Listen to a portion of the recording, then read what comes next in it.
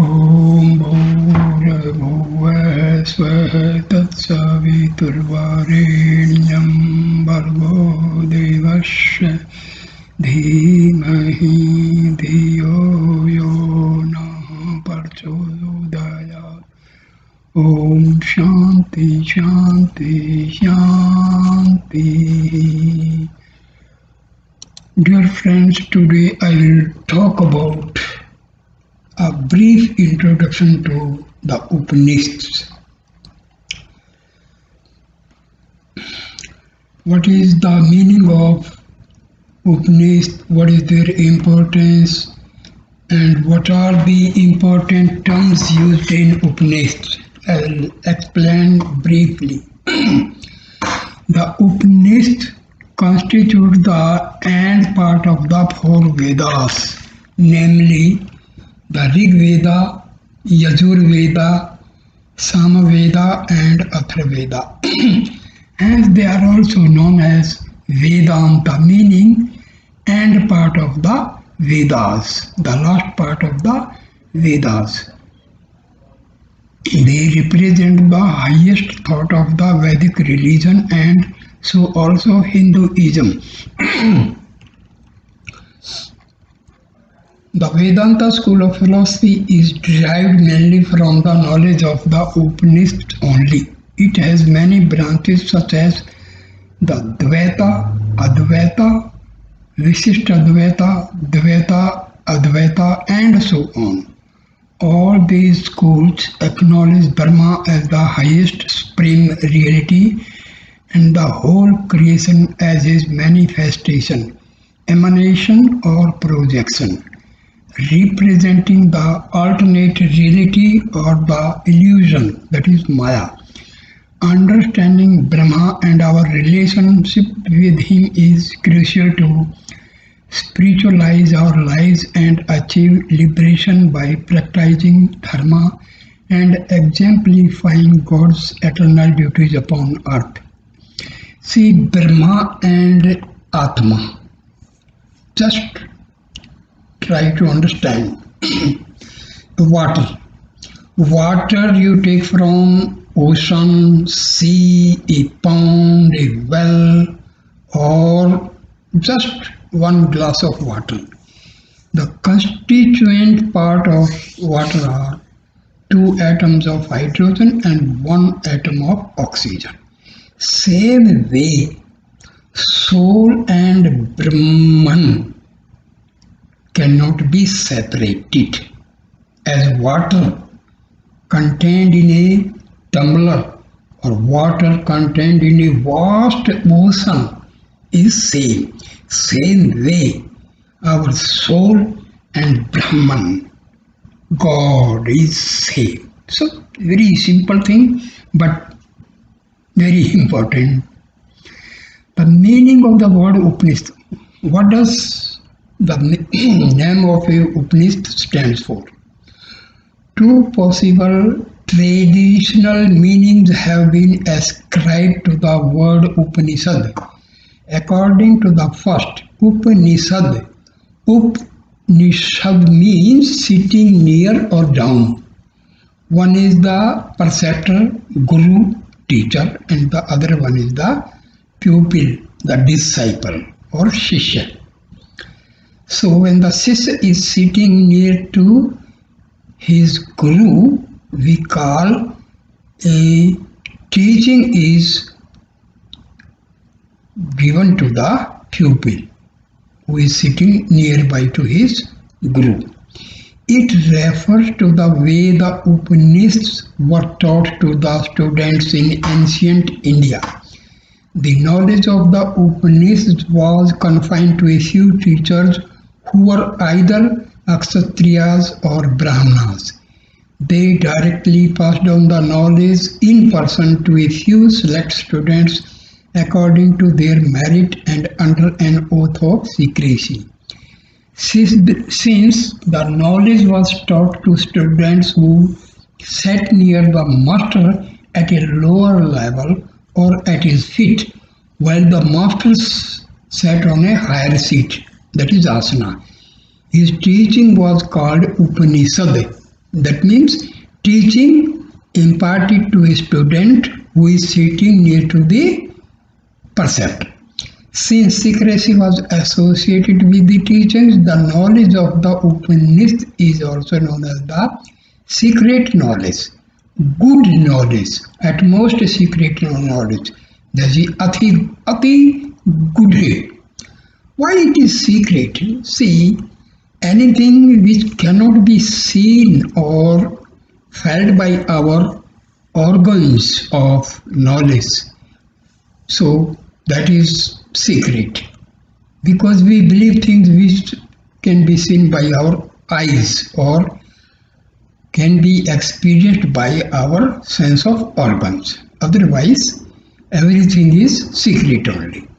So the knowledge of Upanishad is also known as secret knowledge, because everything discussed in Upanishad is not manifested in some form. It is all in subtle form. It is invisible to the eyes, hence it is termed as secret knowledge. According to the second interpretation, Upanishad means the knowledge which destroys the bonds of ignorance and leads to liberation. The knowledge of the Upanishad is essentially the knowledge of Supreme Self, that is Brahman, and the individual self, Atman. Atman and Brahman in reality is same. There is no difference. But only thing, when the same self is confined in a body, so that is known as Jiva. Okay. Knowledge of these two eternal realities is considered true knowledge or pure knowledge, in contrast to the worldly knowledge, which is called asat.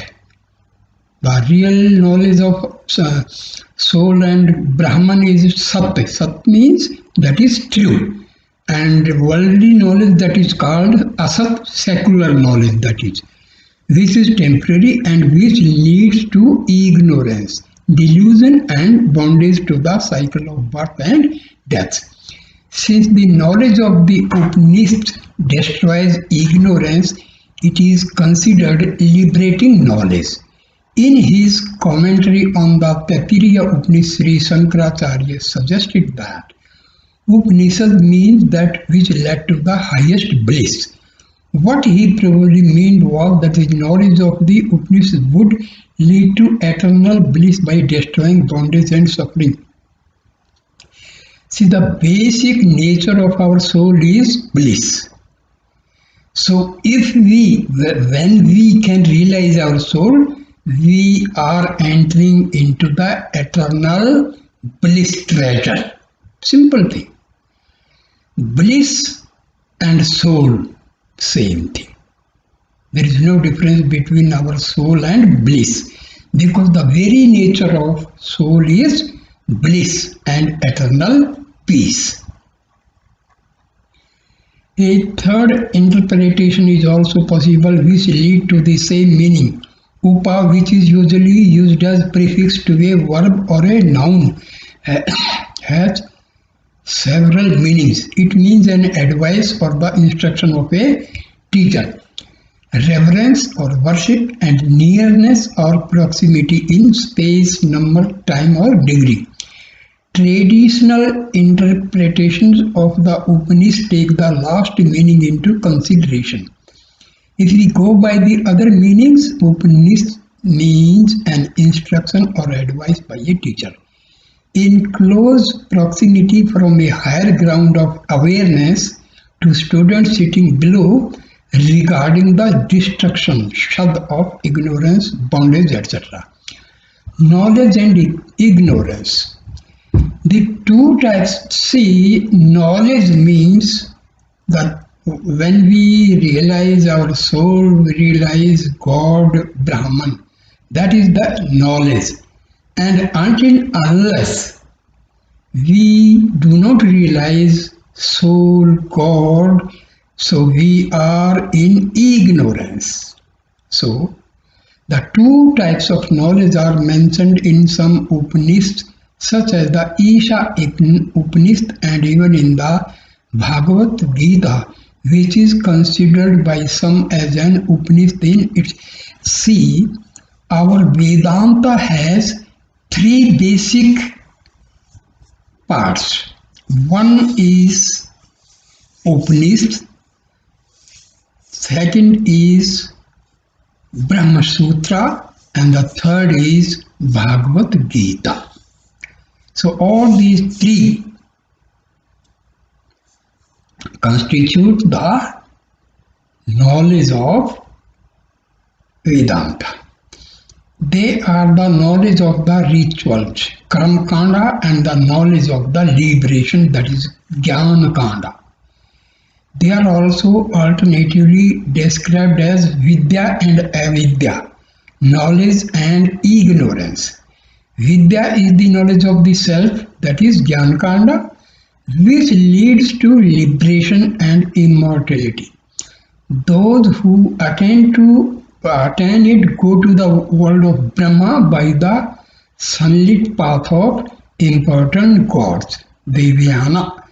Avidya is the knowledge of sacrifices, rites and rituals, including worldly knowledge which helps individuals to appease gods and fulfill their desire. It leads to rebirth and suffering and extreme cases to punishment in the lower darker worlds. See, this is the conception of hell and Savarg, heaven, hell and heaven. The Upanishads, however, do not ignore the importance of worldly knowledge and the obligations of worldly life without which the world cannot continue.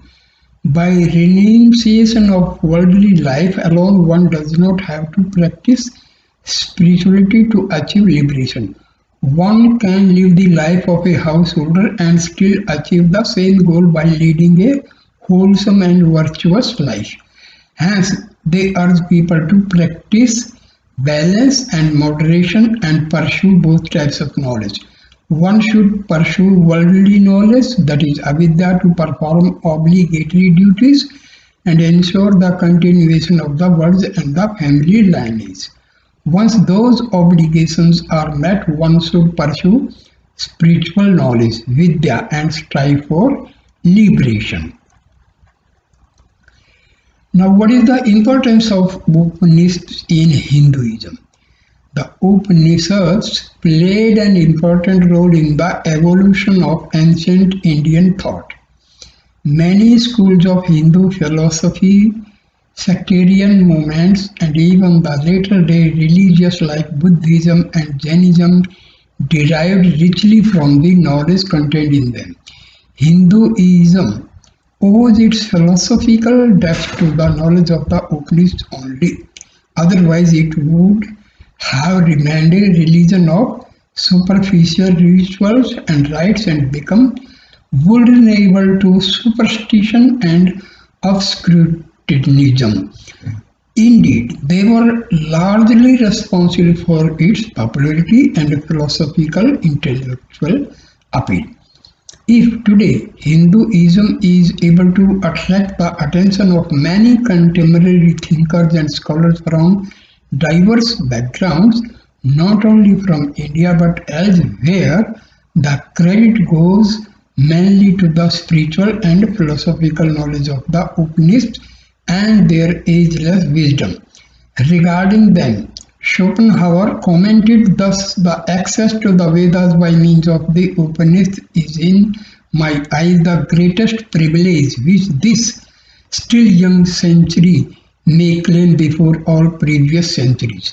Upon reading the French translation of the Upanishads from Persian by Anquetil du Perron, he said, "It is the most satisfying and elevating reading, with the exception of the original text, which is possible in the world. It has been the solace of my life and will be the solace of my death." The age of the Upanishads. It is difficult to determine the age of the Upanishads. They were composed at different times and ages by different seers and scholars in the long history of Hinduism. Some, like the Brihadaranyaka, Chandogya, Taittiriya, Aitreya, and Kaustubhi Upanishads are the oldest, which some were composed during the medieval period up to 17th and 18th centuries. The oldest Upanishads, or at least portion of them, were probably composed during the early Vedic period, when the Vedas themselves were in formative stages, and the Atharvaveda, the fourth in the series, was yet to be formally recognized as a Veda. Some were, some were probably composed in the later Vedic period. The oldest Upanishads are also probably renditions or fragments of the earlier Upanishads. There is little doubt that the knowledge and philosophy of the Upanishad has evolved over time through the contribution of many seers, masters, and self-realized souls. As a result, they acquired greater depth and complexity for which they are known today. There is also no unanimity as to their number. There might have been 300 Upanishads or so in the past. Most of them were lost due to the secrecy associated with them and the restrictions imposed upon their teaching by the tradition. The principal Upanishads are 108, of which the major Upanishads are about 12 or 13, namely Aitreya, Chandogya, Brihadaranyaka, Taittiriya, Kaustubhi, Shvetashwara, Kena, Katha, Maitrayani, Isha, Mandukya, Mundaka, Prashna. About 30 or so are also classified as minor Upanishads, since their knowledge seems to be derived from previous Upanishads. The main teachings of the Upanishad. The Upanishads occupy an important place in Hinduism as an important branch of spiritual knowledge, which is conducive to liberation. They, along with the Bhagavad Gita and the Vedanta Sutras, that is Brahma Sutra, are considered Prasthantraya, the triple means to the great journey of liberation. However, the Upanishads are not well structured or systematic. The same chapter or section may contain many ideas loosely put together, without any correlation between one verse and the other. You may also find in them repetitions and redundant information. The following are the important topics and recurring themes which are frequently found in most Upanishads. Brahman. He is the universal supreme self, the highest god of Hinduism, who is the source of all and the destination of all. He is described as the indestructible, eternal, indestructible, mysterious, supreme being who is both known and unknown, with form and without form, and transcendental and immanent. Atma. He is the individual self, an aspect of Brahman, who is pure, eternal, indescribable, and indestructible in his transcendental state. In the field of nature, he becomes the embodied self, that is Jivatma, experiences duality and undergoes numerous births and deaths until his liberation. Prakriti. See, our body has three parts. One is the physical body, which is the skeleton, bones, and second is subtle body, ethereal body, that is called.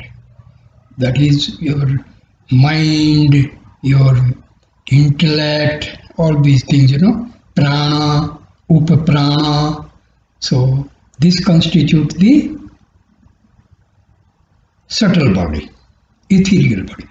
Third is causal body, Karan Sarir. So that is associated with soul. Then Prakriti. She is the material aspect of Brahman, who provides materiality, dynamism, diversity, and change to the manifested reality of Brahman. She is the active principle of Brahman, divisible but indestructible. See, we know matter cannot be destroyed, it can be given different shapes. Who manages the entire creation with her innumerable powers, Shaktis, and deluding nature, that is Maya. Creation. The Upanishads contain many verses which describe how the creation happened. They describe Brahman as the source of all creation. According to them, creation was an act of personal sacrifice by Brahman. In the beginning, there was Brahma only, nothing else existed. Then he became many and manifested the world and beings, devas. The gods are aspects of Brahman. They may know him or may not know him or may know him partially. They play an important role in creation and represent Brahman in their highest and purest state. Their hierarchy in creation depends upon their knowledge of Brahman and purity. Organs. The organs in the body are partial manifestation of Brahman. They are also considered devas in the microcosms of beings. They are vulnerable to evil influences and desire redone actions. Breath in their Lord. They remain in the body as long as the body is alive. Upon death, they leave the body and depart to their respective spheres. See here, organ means our five organs of, that is the five or sense organs. Sacrifice. The Om. Upanishads such as the Mandukya contain reference to the, see, the sacrifice is not the part of Upanishads. Sacrifice, that is, it is misunderstood actually speaking. Om. Upanishads such as the Mandukya contain references to the sacred symbol Om and its correlation with Brahman. They describe Om as Brahman in the form of word Akshara Brahma. Each syllable in it has a symbolic significance. They represent the different states and forms of Brahman. Since it is a Brahman himself, by meditating upon it and chanting it, one can become pure and attain a liberation. Then death. It is one of the recurring themes in the Upanishads and described as one of the first manifestations of Brahman. Death rules our world, hence ours is a mortal world. He is the great devourer who devours everything. Devour means destroy everything, and whose hunger is insatiable. All that exists here is his food and end up becoming his food. In the sacrifice of life, all beings become the offering to the god of death. Yoga. References to yoga are found in several Upanishads. Some Upanishads are also known as Yoga Upanishads, since they exclusively deal with the theory and practice of yoga. Frequent references to yoga in the Upanishads prove beyond doubt that the practice of yoga is rooted in the knowledge of the Upanishad and integral to Hindu. See, now the term yoga is completely misconceived. It is misunderstood. Now doing some asanas and mudras and all is known as yoga as on today. But yoga actually means uniting the soul with Brahman. That is the actual meaning of yoga. But nowadays it is all doing some asanas and all, pranayam and all. So that is misunderstood. Rebirth. The Upanishads explain the process of rebirth, what happens when a person dies, how the soul leaves the body and departs to the world of ancestors, how it returns to the earth and takes another birth. They also explain the circumstances which lead to rebirth. According to the Upanishad, both men and women play an important role in the transmigration of souls and both act as carriers. I'll explain this reincarnation in another video. Now, next term is karma. The idea of karma is mentioned in some earliest Upanishads such as the Brihadaranyaka Upanishad. They explain how desire-ridden actions subject the body to impurities and lead to the rebirth of the souls in the mortal world, which those who indulge in most sinful actions fall down into the lower worlds and are reborn as women and insects. Worms and insects. Liberation. The ultimate goal of the Upanishad is to help humans achieve liberation by overcoming their desires, ignorance and delusion. They explain the importance of cultivating purity through detachment and renunciation, and by contemplating upon the self. According to the Upanishads, liberation means freedom from birth and death. Mahavakyas. The wisdom of the Upanishad is often condensed into short statements or phrases which are traditionally used in spiritual discussions and contemplation. They are known as Mahavakyas. The Upanishads contain important Mahavakyas such as Aham Brahmasmi, I am Brahma. Prajnam Brahma, Brahma is intelligence. Tat Tavam Asi, you are that. Apart from the above, the Upanishads also contain references to the esoteric rituals, anecdotes about seers and sages, important conversations and dialogues about the self or Brahman, references to the historic events and ancient belief systems, social and religious practices, caste system, status of women and nature of consciousness and types of spiritual knowledge, that is Brahma Vidya, etc. Conclusion. The Upanishads elevate our thoughts and expand our awareness. They not only represent the unity and oneness of the whole existence, but also remind us of our unity and oneness with Brahman. Since we are divine beings who possess the spark of Brahman and represent his consciousness and beingness as his aspect, it becomes obligatory on our part to live up to the lofty vision they represent and elevate our consciousness into still greater heights. From the Upanishads, we learn this. A devotee may worship God in initial stages, but eventually he must overcome his limitations and become God in word and deed so that he manifests the best and the highest in him. Through perseverance, faith and purity, he must transcend mortality and enter the realm of Brahman. This is the most important message of the Upanishad. Truly, the Upanishads are the greatest contribution of India and Hinduism to the religious and philosophical wisdom of the world. There is no exaggeration in stating that even a cursory study of the Upanishads is bound to change our thinking and ways of living. They point to the possibilities and opportunities that await us in the spiritual realm.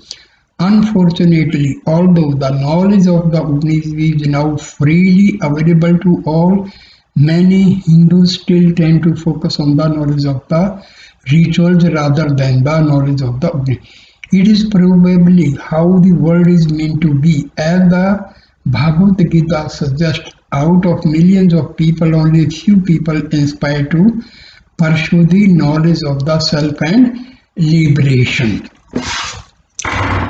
So, here actually Upanishads, their focus is liberation. The liberation means we are free from the cycle of death and birth. That is the main aim of, that is the main meaning of liberation. Upanishads, they focus on meditation part, not on the karma.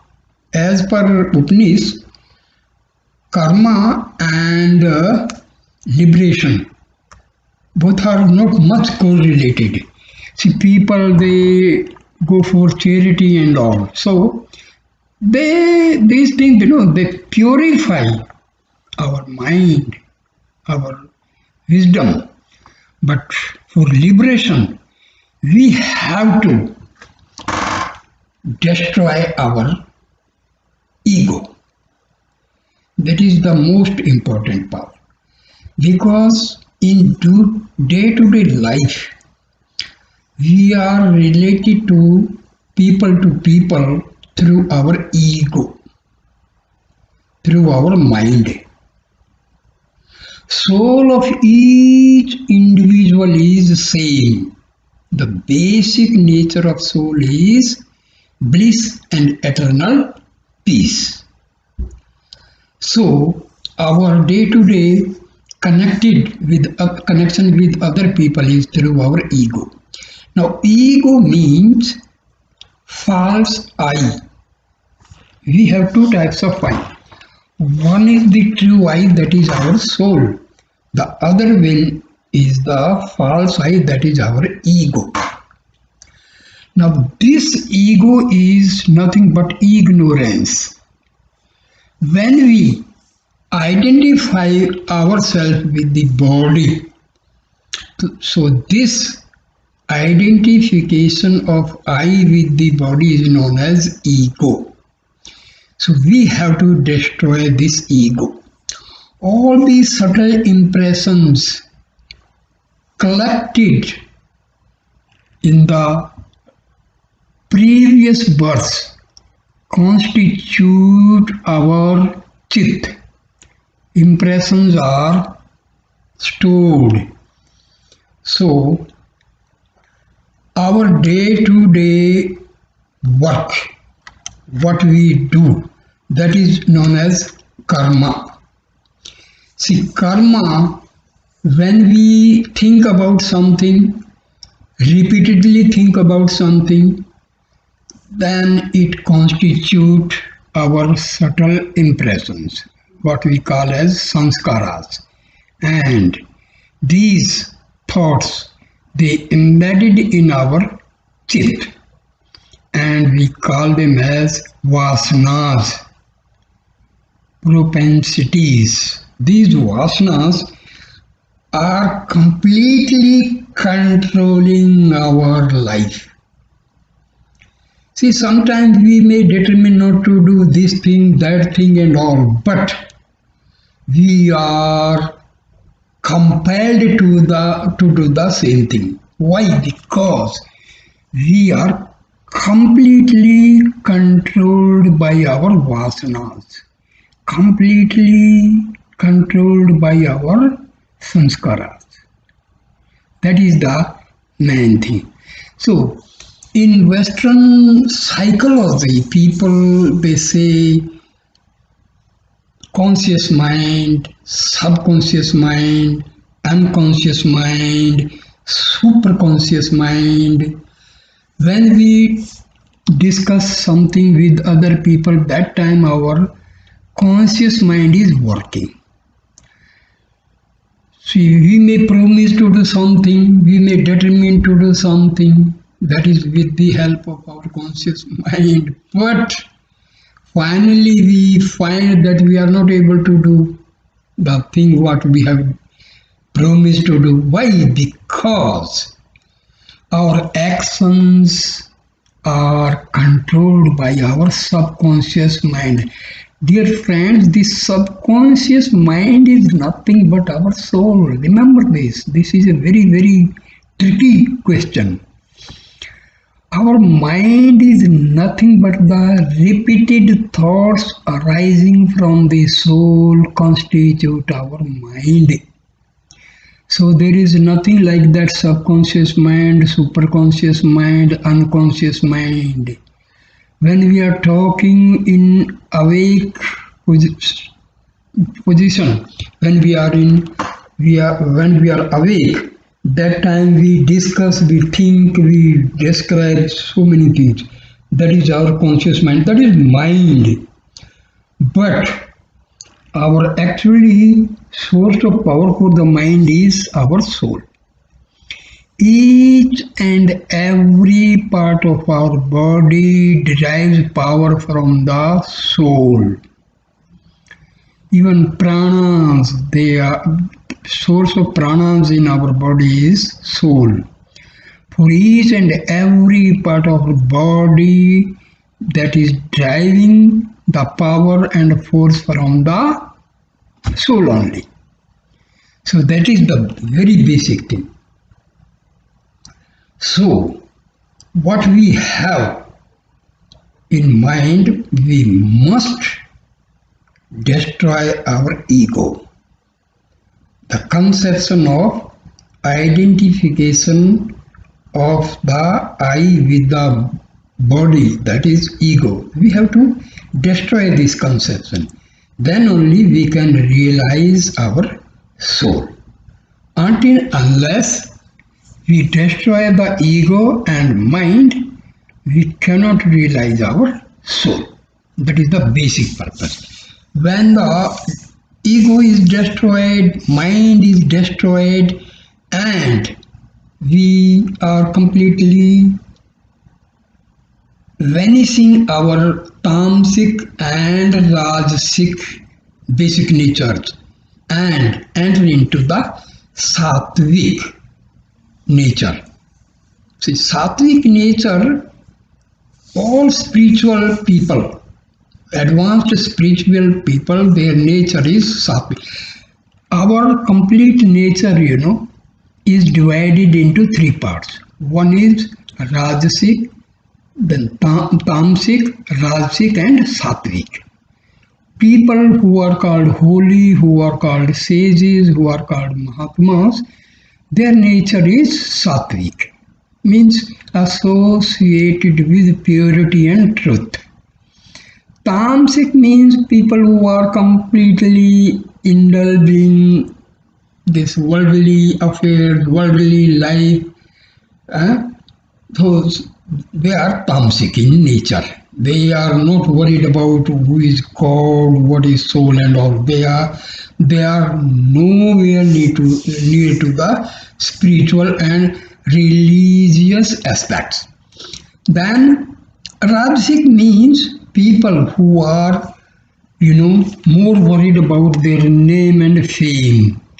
They are very active people. So they are, and those who are completely inclined towards God, towards spiritual aspect of life, they are called sattvic. So, dear friends, this topic was about Upanishads. Time to time I will take different topics and explain. So my dear friend, I have a request to make. Please